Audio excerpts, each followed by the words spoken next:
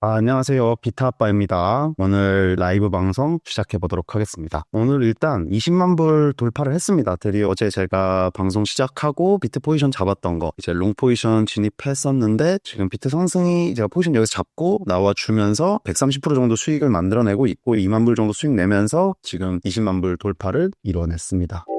지금 막 조정이 들어가고 있죠. 근데 어제까지만 해도 엄청난 상승이 나왔었습니다. 사실 상승분이 급박하게 연출이 되면서 리더가 상승이 나오고 이제 도미넌스를 좀 흡수하는 것 같았지만 알트들의 상승은 사실 지금 하루 이틀의 문제가 아니었죠. 리플 같은 경우는 봐도 엄청난 상승분을 연출해 주면서 지금 4,000원 돌파를 만들어냈었고, 그리고 조정분이 충분히 연출될 수 있었기 때문에 비트롱을 반대로 잡았다. 저는 비트가 결국에 10만 불은 터치를 하고 내려오면서 본격적으로 알트의 상승이 이루어질 거라고 보고 있거든요. 그렇기 때문에 제가 어제 비트 롱 포지션을 잡았고, 이제 이 부분을 좀 설명을 드리고 싶고, 제 본계좌에 보시면 이더리움이랑 세이코인 제가 포지션 잡아놓고 지금 세이 277%, 이더리움 270% 이렇게 수익 만들어내고 있죠. 이거는 이제 쭉 들고 가는 코인입니다. 지금 세이 같은 경우에도 아직 목표가 도달을 못했고, 알트 불장이 본격적으로 시작이 됐을 때 충분히 도달할 수 있을 거라는 판단이 들고요. 이런 부분에서 제가 중장기 포지션을 계속 들고 가고 있다, 이렇게 생각을 해주시면 될 것 같습니다.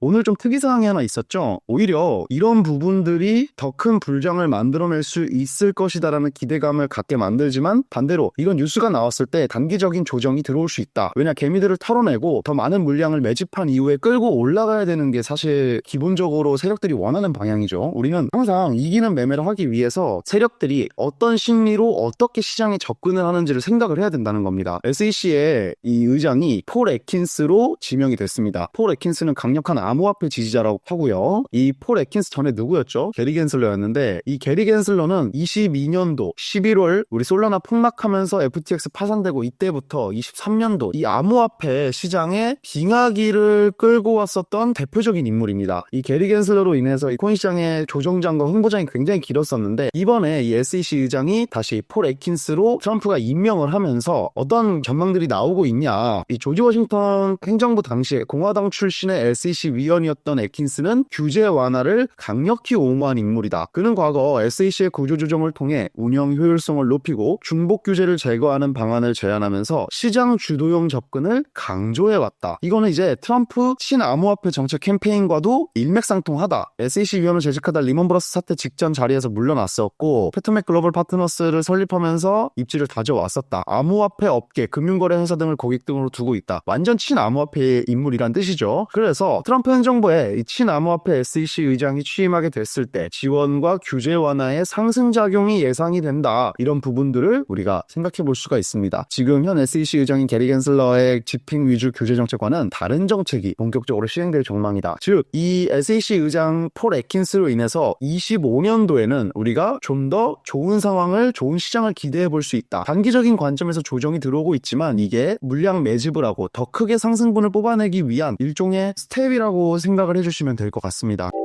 오늘 오전에 리플 포지션을 조금 진입을 해봤습니다. 이 지지라인 터치를 해주길래 3,500불 정도 숏 포지션을 좀 잡아봤고요. 근데 이제 숏 포지션을 잡았음에도 지금 당장은 위아래로 옮겨 다니면서 왔다 갔다 하면서 뭐 손실이 발생이 될 수 있지만, 한번 조정이 온 다음에 다시 상승분이 연출이 될 가능성이 높다. 오히려 물론 이때 숏을 잡으면 훨씬 좋겠죠. 그런데 너무 불확실해요. 왜냐, 리플은 이미 전고점을 계속 돌파를 해줬던 기록들이 있기 때문에 여기서 또 말을 올렸을 수도 있는 겁니다. 근데 이제 오히려 내려오면서 그 전에 지지라인이었던 이 라인을 지금 터치를 해줬죠. 그렇기 때문에 조금 더 조정분이 연출이 될 가능성이 높다. 그래서 지금 이 부분에서 상승이 나왔을 때 추매를 좀 하면서 큰 수익을 한번 노려볼, 제가 뭐에 미쳐있죠? 저는 이 손익비, 가장 중요하게 생각하는 게 바로 이 손익비입니다. 이거는 가장 중요해요. 이 손익비적인 관점으로 봤을 때 알트 숏 포지션은 나쁘지 않다. 제 입장에서 지금 시드를 충분히 불리고 있기 때문에 약간은 공격적인 매매를 해볼 수가 있는 상황이라서 리플 숏 포지션 매수에 들어갔고요. 이제 계속해서 추매를 진행을 할 수가 있는 상황이다 보니까 어디까지 한번 내려갈 수 있는지 계속 테스트를 해보면서 물량을 좀 실어보도록 하겠습니다.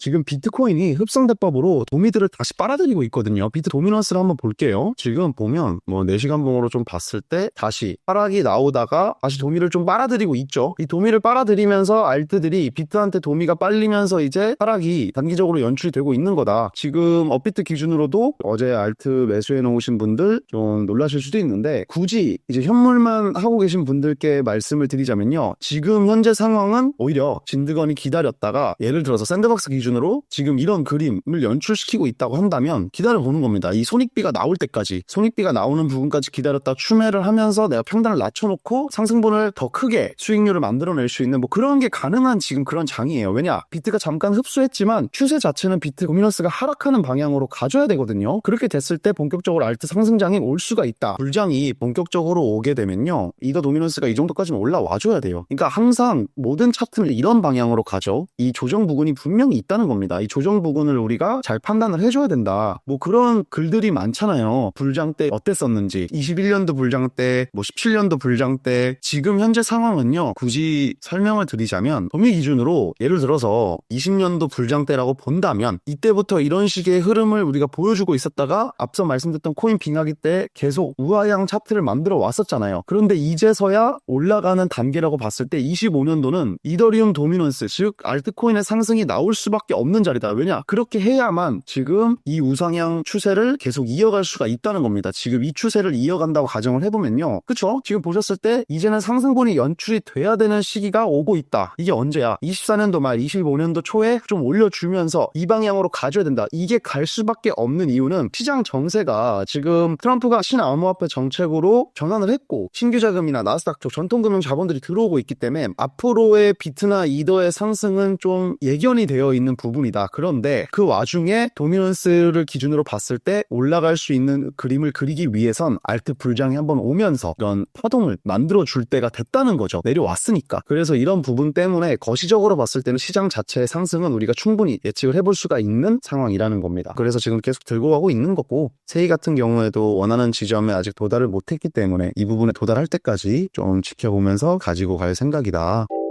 결국 지금 우리가 12월에는 뭐 산타가 있죠. 그리고 1월 트럼프, 취임 뭐 이런 부분들. 그런데 다만 여기 사이에 12일날 이제 내마녀의 날 이제 선물 옵션 만기일이 있습니다. 이때 이제 변동성이 좀 크게 나와줄 거기 때문에 이때만 좀 우리가 주의를 해가지고 확실하지 않으면 포지션 정리를 하고 관망을 하는 것도 괜찮을 것 같고요. 그때 만약에 큰 조정이 들어온다 그러면은 매수 타이밍이 오겠죠. 근데 만약에 큰 상승이 나온다 그러면 또 매도 타이밍이 오는 겁니다. 숏 매도를 포지션 진입을 통해서 날짜 잡아드릴게요. 12일부터 23일 뭐 이때까지 한 11일 정도의 시간이 있을 겁니다. 그래서 12일에 이제 관망하면서 올라가든 내려가든 지지 않는 싸움을 하기 위한 좋은 손익비 자리를 잡아놓으면 된다. 그렇게 보시면 좋을 것 같아요. 그런 다음에 23일부터 25일 뭐 이제 센터 랠리가 좀 나오기 시작할 때, 그런 다음에 연말에는 무조건 조정 나올 겁니다. 이제 1월까지. 이 부분에 대해서 여러분이 반드시 인지를 좀 해주셔야 돼요. 이런 흐름에 대해서 우리가 좀 파악을 하고 있으면 충분히 그 과정에서 수익을 만들어낼 수가 있거든요. 굉장히 중요한 부분이죠. 그래서 제가 좀 지금 설명을 드린 거고, 정리를 한번 해보자면 현재 상황, 일단 첫 번째, 비트가 도미넌스 흡수를 단기적으로 시작했다. 이 이유, 알트가 너무 많은 상승이 나왔어. 그리고 호재가 나왔어. 뭐 있었어? SEC 위원장 교체, 친암호화폐 인립, 이런 뉴스 나오면요, 일단 단기적인 조정 무조건 의심해야 됩니다. 세력들이 개미들 다 안 들이고 와요. 왜냐, 지금 여기서 중요 포인트, 무게가 너무 무거워. 개미들 안 빠집니다. 의심이 많죠. 하락하겠어? 어쨌든 계속 말아 올렸잖아. 이마를 계속 보여줬었잖아. 그렇기 때문에 지금 의심이 많은 개미들은 빠지지 않고 있다. 더 하락이 나와줘야 되는 거죠. 그래야 가벼워지고 산타 랠리까지 충분히 연출이 가능하다. 그래서 단기적인 관점으로 지금 현재 알트 하락을 좀 보고 있고, 비트 롱 포지션 유지. 왜 이 롱 포지션 정리 안 하나요? 중장기적 관점. 그냥 12월만 두고 봤었을 때도 이더 도미넌스 회복하면서 알트 한 번 더. 이 내용이 전부예요. 근데 보시면 중요한 핵심이 뭐예요? 이더 떨어지고 알트 떨어진다면서 도대체 왜 이더 롱 포지션 정리 안 해요? 비중이 중요한 겁니다. 내가 메인으로 보고 가고 있는 방향성에 대한 비중은 확실히 커요. 그런데 단기적인 관점에서 스캘핑, 즉 나라는 사람의 매매가 기업이라고 따졌을 때 이 캐시카우라고 하죠. 현금 유동을 만들어낼 수 있는 전략적인 단기 사업은 숏을 보고 있기 때문에 진입을 한 겁니다. 그것도 비중을 아주 적게. 그러면서 이 부분이 왔을 때 보면은 뭐 좀 빨리 와줘서 조정이 들어와서 여기까지 왔어. 이때부터는 남들 다 내가 이제 공포에 질릴 때 그러면 여기서 또 그 유명한 말이 일맥상통하게 되는 겁니다. 공포에 살아. 이때까지 떨어지잖아요. 그럼 다른 알트들도 다 줄줄이겠죠? 그러면은 이제 막 국내 코인 커뮤니티 이런 데서 시즌 종료니 뭐니 막 하면서 다들 패닉매도 나오고 그럴 겁니다. 그렇게 됐을 때 저는 조용히 여기서 수익 낸 걸로 분할 매수 들어가자. 여기서 매수 그런 다음에 어떻게 되겠어요? 기술적 분석 관점으로 기가 수렴될 때 상승분 연출되면 또 여기까지 올라오게 됐을 때 매도, 숏, 매수, 매도 뭐 이런 식으로 갈 수도 있는 거고 아까 말씀드렸다시피 이게 만약에 여기서 더 이탈이 돼버렸어. 아예. 그러면 이거 뭐예요? 하락 채널로 연출되는 거잖아. 다시 바뀌는 거잖아요. 새로운 패러다임으로 바뀌게 되는 거예요. 이게 어디서 나왔었냐면 월드코인에서 나왔었어요. 그러면 지금 월드 뭐 4,400원 뭐 이러는데 이게 진짜 엘리엇 파동으로 이때 당시에 보시면요. 상승분 나오고 조정 나오면서 추세선 안에서 원래 엘리엇 3파가 연출이 되면서 올라와줬어야 되는데 뚫렸잖아요. 아래로 이탈이 됐죠. 이 이탈이 되면서 어떤 현상이 발생이 됐냐? 하락 채널이 이렇게 생겼어요. 그러면서 파동이 나오기 시작했습니다. 그래서 여기서 분할 매수를 해서 들어갔을 때 상승이 연출될 수밖에 없는 그런 그림이 그려졌다고. 근데 지금 이거를 좀 축소해서 봤을 때 리플이 충분히 그럴 수 있는 상황이라는 겁니다. 그래서 지금 리플 매수에 들어가 있고 리플을 가지고 그 과정을 여러분께 전부 다 보여드리려고 하는 거예요. 그러면 이 당시 설명드렸던 대로 흘러가면서 지지 않는 매매를 하는 걸 또 보여드리면 그러면 기술적 분석과 보조지표는 이렇게 활용하는 거구나. 어느 방향으로 갈지 예측을 하면서 그 예측 속에서 자꾸 내가 매매에서 실패할 확률을 줄여나가는 게 보조지표와 기술적 분석이구나라는 걸 여러분이 체감을 하실 수 있게 될 겁니다. 저는 지금도 계속 그렇게 매매를 하고 있어요. 그리고 그 매매를 통해서 지금 20만 불이라는 수익을 만들어내고 있고 100만 불까지 이렇게 꾸준히 만들어 갈 겁니다. 정리를 해놓은 내용이 여기 있고요. 한 번씩 읽어보시면서 체크를 해보시면 좋을 것 같습니다. 자, 일단 오전 브리핑 여기까지 일단 진행을 해보도록 하겠고요. 리플 같은 경우에 이제 추매해야 되면 또 추매 진행하면서 한번 숏 포지션 잘 익절하는 모습까지 여러분께 보여드리도록 하겠습니다. 오늘도 오전 라이브 시청해주신 시청자분들 정말 감사드리고요. 계속해서 매매하면서 저녁 시간에 변동되는 상황이나 또 재미난 상황 혹은 소식이나 정보 이런 부분들이 있으면 바로 여러분께 전달을 해드리도록 하겠습니다. 우리는요, 여러분, 제가 항상 말씀드리죠. 우리 구독자분들, 우리는 하나의 작은 세력이 되어야 됩니다. 정말 초창기인데 제 라이브 이렇게 시청해 주시고 또 응원해 주시는 우리 구독자분들 제가 수익으로 함께 보답할 수 있도록 더 최선을 다해 보도록 하겠습니다. 오늘 라이브는 여기서 마무리 짓도록 하겠습니다. 감사합니다.